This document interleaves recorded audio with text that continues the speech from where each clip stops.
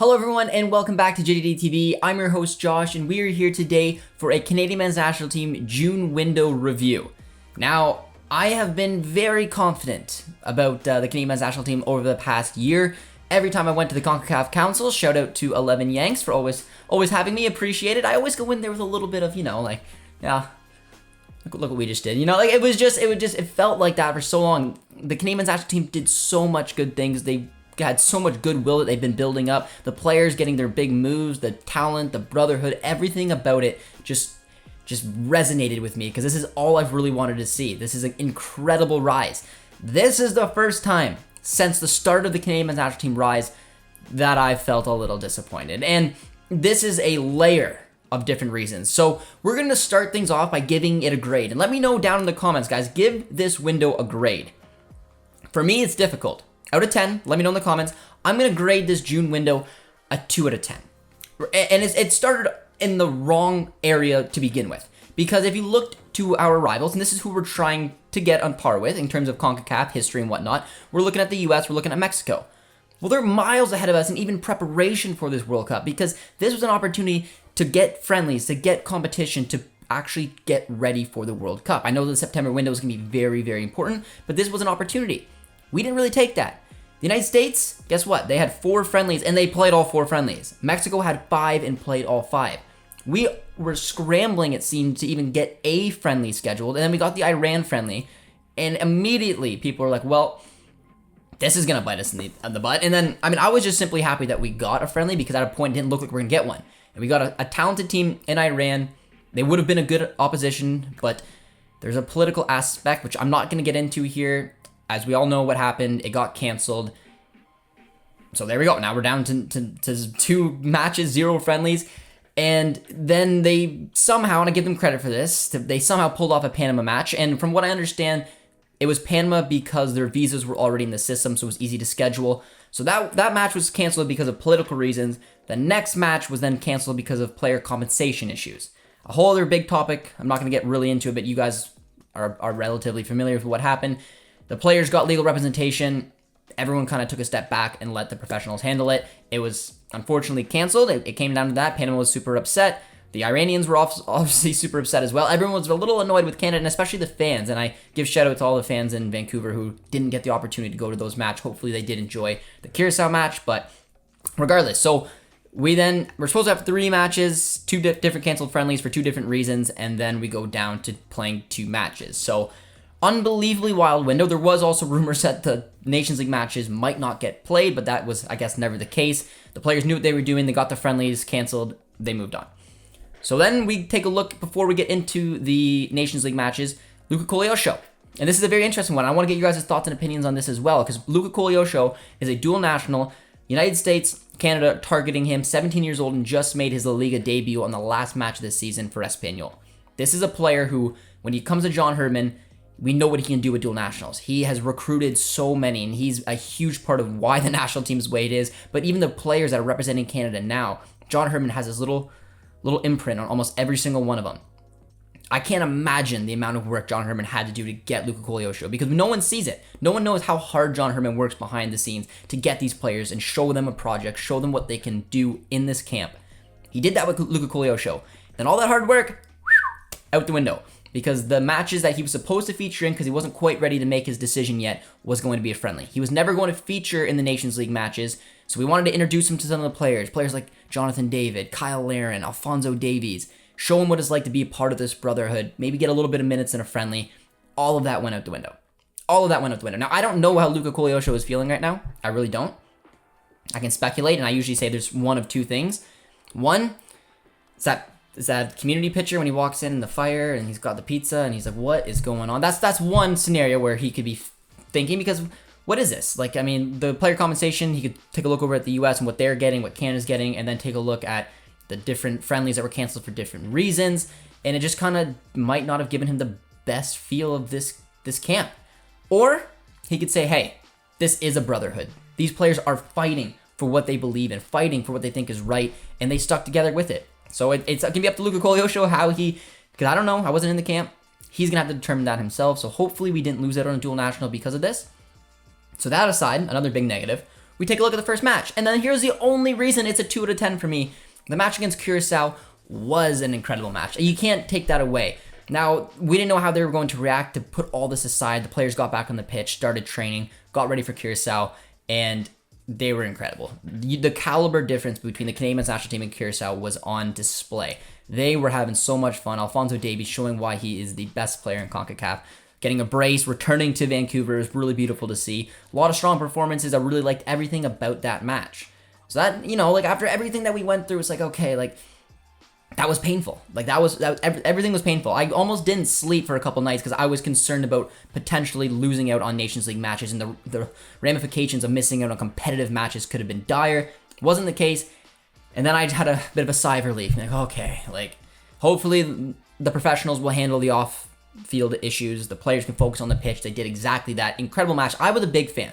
There's little things here and there, but a 4-0 win like that, it was expected, it was earned, and I give the players respect to put everything aside and do their game. And then we head to Honduras, and man, there's a couple different, and I've tried to be very, like, not biased about it. And I want to get your guys' opinion, because I'm not saying I'm right, I'm not saying I'm wrong. But when it comes to playing in those type of conditions, those are CONCACAF conditions. And I am in no way, so anyone who's from Honduras listening to this, don't think that I'm saying this is Honduras' fault. This match was Honduras' fault. It's not. You guys can't control the weather. This is a part of being in this region.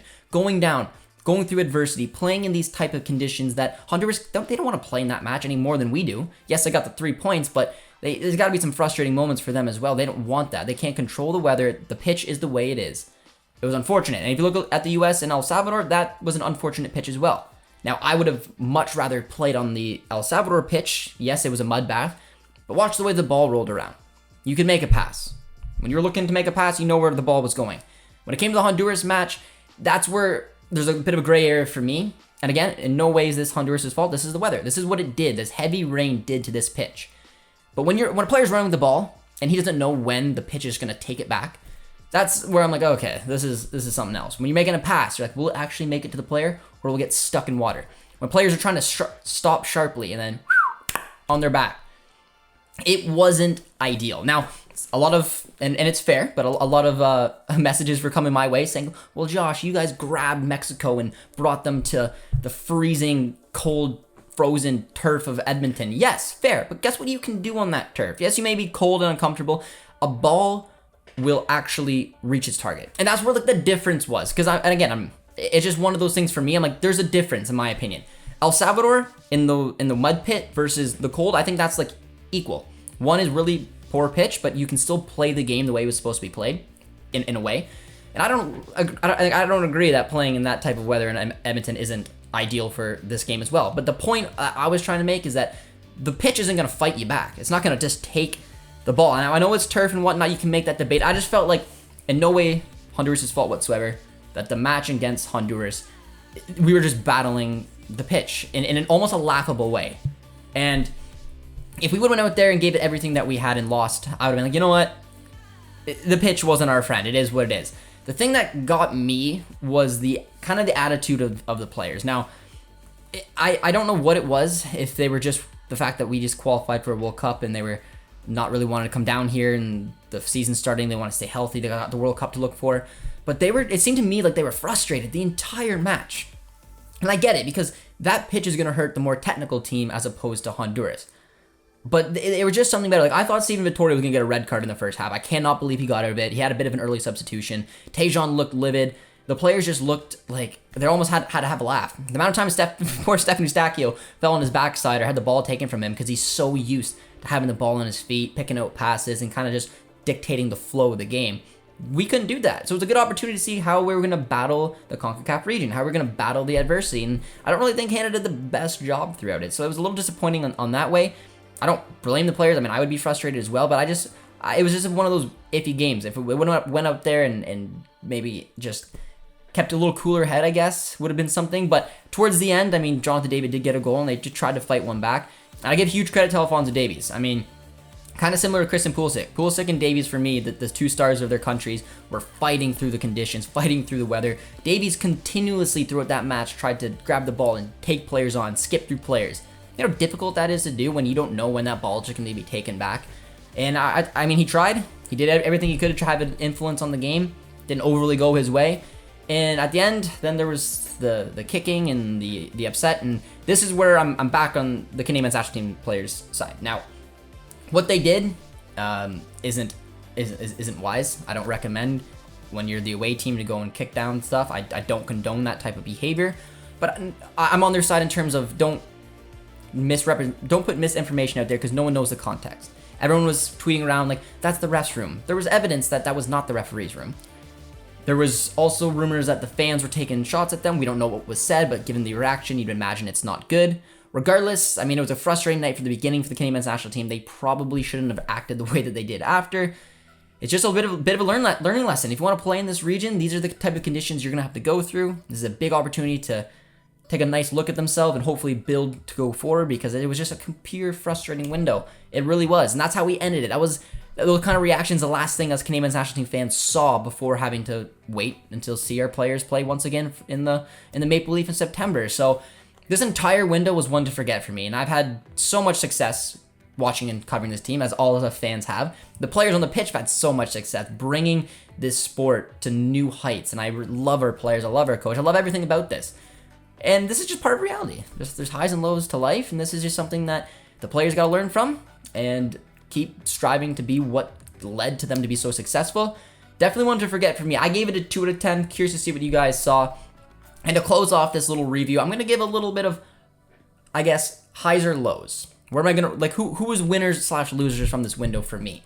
Now, I'm going to say that Alphonso Davies was a winner. I was impressed from what he did in Curaçao. I was impressed for what he did in Honduras, even though he obviously didn't have a massive impact on the match.